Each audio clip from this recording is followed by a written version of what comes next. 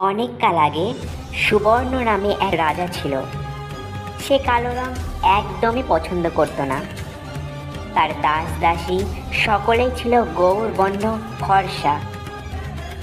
কপালের এমনই ফের, তার যখন দুই যমজ পুত্র সন্তান হলো, একজন ফর্সা হলেও অন্যজনের রং হয় কালো।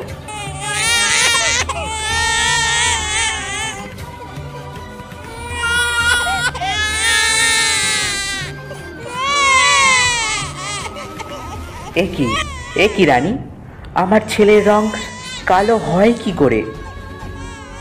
ভগবানের দান, কালো হোক বা ফর্সা হোক, সন্তান তো বটে। না না না না, আমি কিছুতেই মানতে পারবো না। এই কালো ছেলেকে পরিত্যাগ করতেই হবে। অমন কথা বলবেন না মহারাজ, এমন কথা শোনাও পাপ। ও তো কোনো দোষ করেনি, তবে কেন আমার কালাচাঁদকে এমন শাস্তি দেবেন বলুন মহারাজ। দেখো দেখো রানী, ও কালো হয়ে জন্মেছে, ওটাই হলো ওর সব থেকে বড় পাপ। তুমি মানো আর না মানো, সিদ্ধান্ত আমি নিয়ে নিয়েছি। কি সিদ্ধান্ত মহারাজ? এই ছেলেকে আমি নদীর জলে ভাসিয়ে দেব। দয়া করুন মহারাজ, অমন কাজ করবেন না, আমি সইতে পারবো না। সইতে তোমাকে হবেই। তোমার তো দুটি সন্তান হয়েছে। মনে করো তোমার একটি সন্তান হয়েছিল সোনার চাঁদ। আহ, কি সুন্দর গায়ের রং, যেন চাঁদের আলো। মহারাজ, মহারাজ আপনার দুটো চোখ আছে বলে আপনি কি একটি চোখকে বাদ দিতে পারবেন? মহারাজ, আমি মা, আমার কাছে দুটি সন্তানই সমান। দেখো রানী, আমাকে বোঝাতে পারবে না। সিদ্ধান্ত যখন নিয়েই নিয়েছি, সেই মতোই কাজ হবে। তুমি তোমার কালাচাঁদকে কালী সেনাপতির উপস্থিতিতে নদীর জলে বিসর্জন করবে। না না মহারাজ, না, এতটা নিষ্ঠুর হবেন না মহারাজ, এতটা নিষ্ঠুর হবেন না।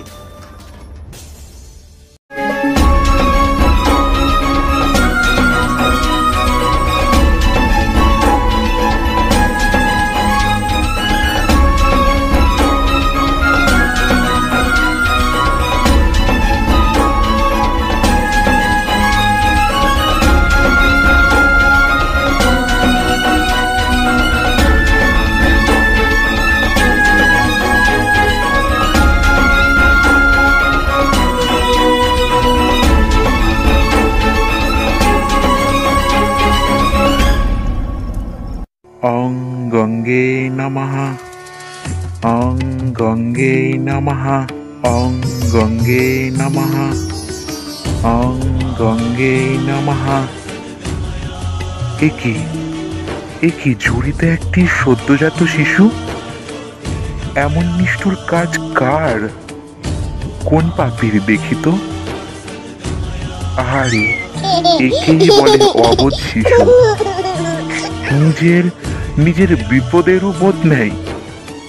ঝুড়িতে নদীর জলে ভাসছে, তবু হাসছে, খেলছে। না না না, একে নদীর তীরেই নিয়ে যাই। এবার যোগ বলে ঘটনাটি জানতে হবে। এই পাপ কাজ কোন পাপিষ্টের?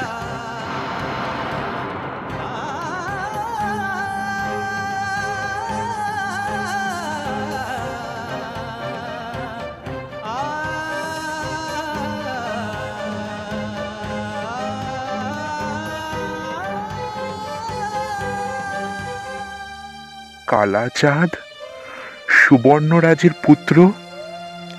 এ বড় অন্যায় সুবর্ণরাজের।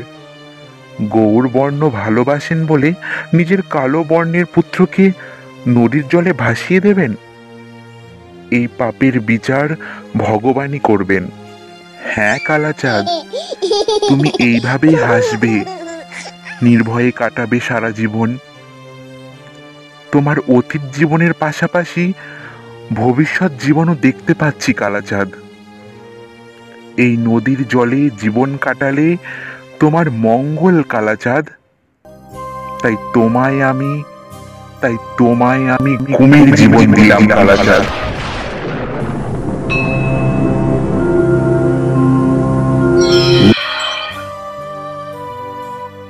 তোমার স্মরণ শক্তিতে কিছুই তুমি ভুলবে না। মাতা পিতা সবাইকে তোমার স্মরণ থাকবে। জলের সব প্রাণী তোমার দাস হয়ে থাকবে। যাও কালাচাঁদ, যাও, নদীর জলে তোমার নতুন জীবন শুরু হোক। যেদিন তোমার মায়ের চোখের জল তোমার শরীর স্পর্শ করবে, তুমি ফিরে পাবে তোমার নিজের চেহারা। আমার আশীর্বাদ সর্বদা তোমার সাথে থাকবে। দেখতে দেখতে 16 বছর পার হয়ে গেল। কালাচাঁদ বেঁচে আছে কিনা তাও জানি না। ওহ, এখনো সেই কালাচাঁদ শুনে শুনে জীবন অতিষ্ঠ হয়ে গেল। কই কই তোমার মুখে তো সোনা চাঁদের নাম তো শুনি না রানী।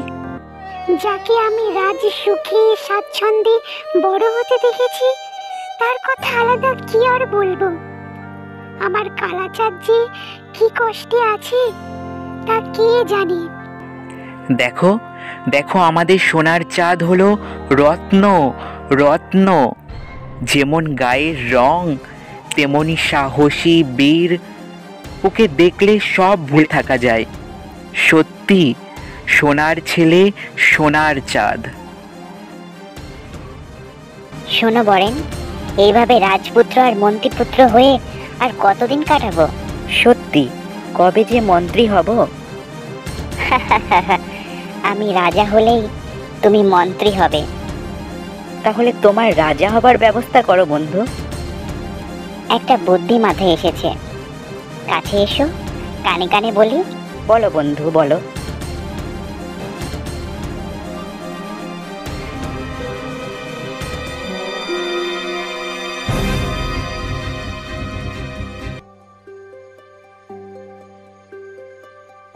এসো এসো রাজপুত্র, কিছু বলবে?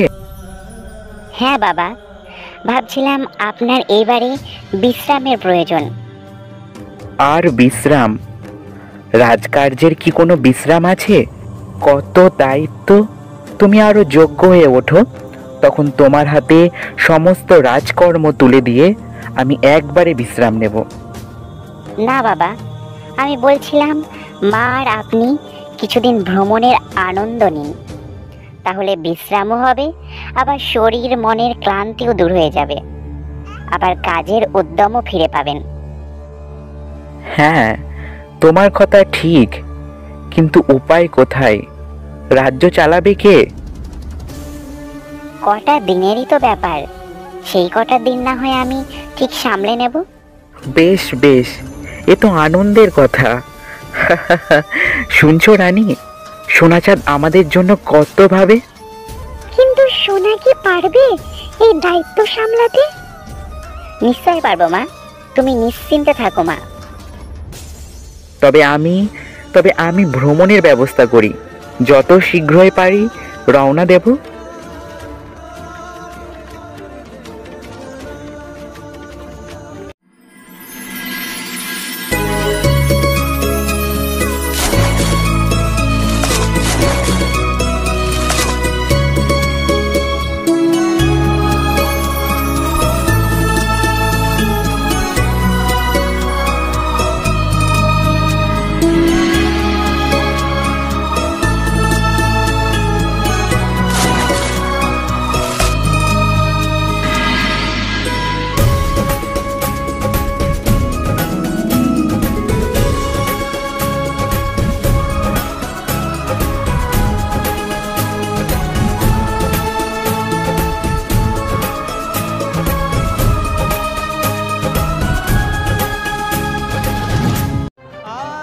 বাহ বাহ বাবা বাহ, সত্যি প্রকৃতি কি সুন্দর।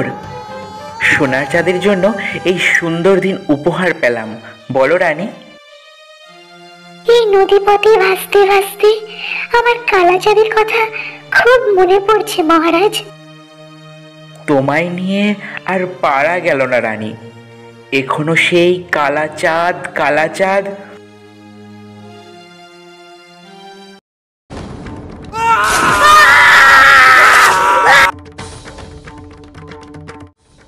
যাক, শুভ কাজটা সারা হলো। এবার আমাদের সোনা চাঁদ হবে মহারাজ। রানী, রানী, রানী, তুমি কোথায়?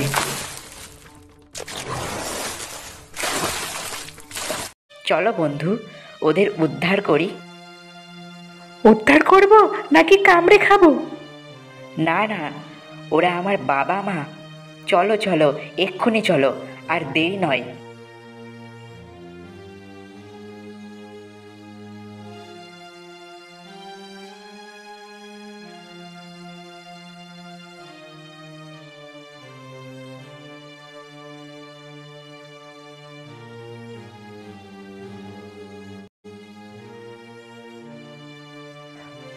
আমি কোথায়?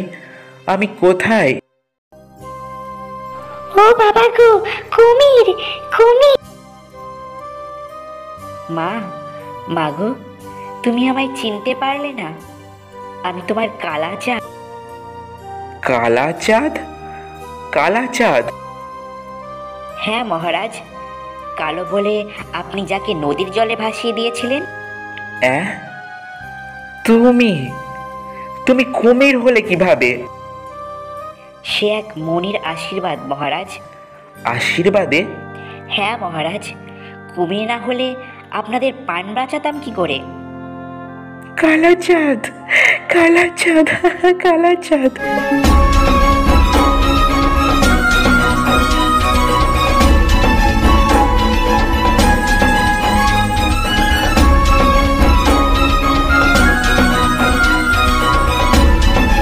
কালা চাঁদ, কালা চাঁদ, কালা চাঁদ। মাগো, মাগো, এ কি অবাক কাণ্ড! যুবক কুমার কালো হলেও আজ যেন অপূর্ব লাগছে। আর ওই সোনার চাঁদের চক্রান্তের কথা বুঝতে পেরে যেন মনে হচ্ছে এমন ছেলে আর কারোর না হয়।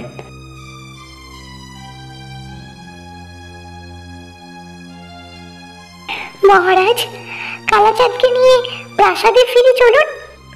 সে তো বটেই, সে তো বটেই। ওই সোনার চাঁদকে সাজা দিতে আর চাঁদের রাজ্যাভিষেক করতে হবে যে। চলো চলো রানী, চলো কালাচাঁদ। বিদায়, বিদায় কুমির বন্ধুরা, আবার দেখা হবে। বিদায়। মহারাজ, মহারাজ, আমাদের উপহার। নিশ্চয় দেব। তোমাদের জন্য আজ আমার স্বপ্ন পূরণ হয়েছে। রাজা হয়েছে আমি, রাজা। রাজা। তোমার এই স্বপ্ন কোনোদিনও পূরণ হবে না কুমার।